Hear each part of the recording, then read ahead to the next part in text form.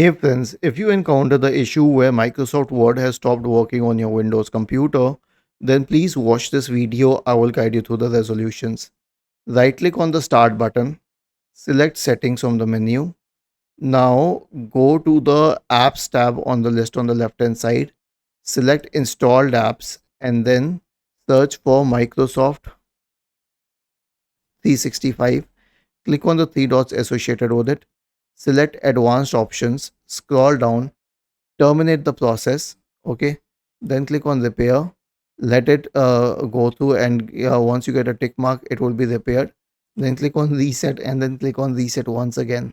Okay, once again you'll get a tick mark. Now this is for Microsoft Office because you cannot repair and reset Microsoft Word as an individual application. But here's one more thing that you can do, and I will strongly suggest it. Press the Windows key and the R key together to open the run window. Type the command winword space forward slash safe. Hit enter. This will open Microsoft Word in the safe mode.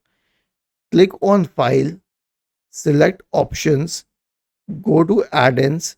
Make sure that it's selected at COM add-ins. Click on Go. If there is any add-in, simply remove it. And after that, close it and search for Word once again and open Microsoft Word. It should work this time. Was this helpful? If yes, then please subscribe to the channel. If not, then let us know in the comment section of the video on how we could help you further. Thank you for watching this video and have a nice day.